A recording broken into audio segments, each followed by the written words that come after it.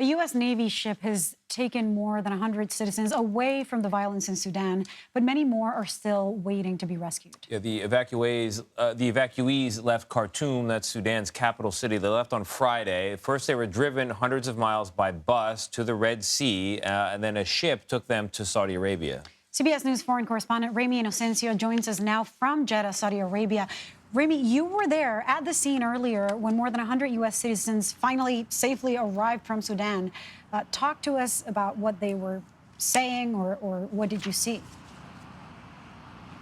Sure, Lilia. Yes, this morning when we arrived at the commercial port here in Jeddah, the U.S. naval ship Brunswick had just docked, and we waited about an hour for people to come down, but there had already been a U.S.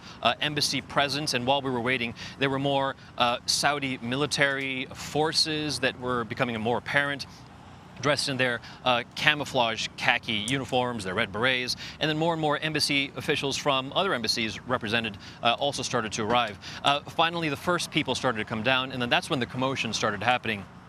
People from all these embassies, these consular officials started yelling United States or Ireland, etc., UK, and people were trying to identify themselves. It was actually a very quick, orderly process. There were several buses lined up right next to the Brunswick, and they basically tried to get them on as fast as they could. There were, of course, a lot of media trying to get comments there.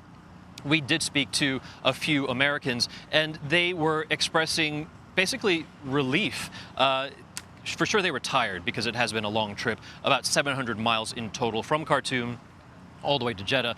But there was relief, there was happiness, and also it was a gauge of the resilience of the people that we spoke to. A lot of the young people said, hey, we're just happy to be here. We just want to get on a plane and go back to the United States. Some of the older people we spoke to, the trip definitely took a little bit more of a toll on them, and they were just saying, you know, it was just so difficult, so terrible. But one person from Brooklyn said that he just had to do what he had to do.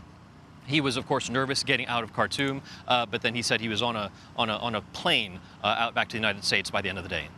So, Ramy, it sounds like the journey out of Khartoum is bus, then boat, then you're in Jeddah, then probably another kind of bus or car of some sort, and then a plane if you're lucky. How dangerous is that journey? And I know the danger is all on that front end of it. When getting out of Khartoum to the shore, what's the situation like?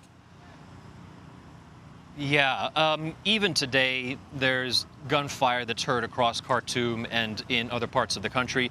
In terms of getting out, it starts from when you get out of your house, when you get out of your door. Another person we spoke to said that she heard gunfire, and it was that decision on whether you stay inside your house first or you take those first steps to try to get out of your house, get out of your neighborhood, get out of the city, get to those buses that they had to, these Americans, in order to make the trip, that 500-mile trip from Khartoum to Port Sudan.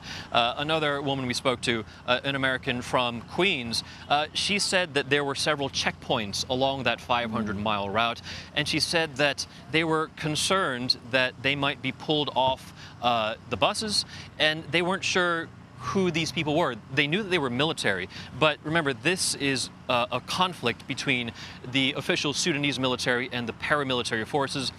She said that they both were wearing the same uniforms, and they didn't know that if they were called off, if they were able to get back on. Ultimately, they all were. They continued on. But it is this constant anxiety every step of the way and this constant fear that you just might not make it. The inability of seeing an end in sight with the ceasefires continuing to fail. Yeah, I know. All right, Ramy Inocencio across the Red Sea from Sudan in Jeddah, Saudi Arabia. Ramy, thank you very much.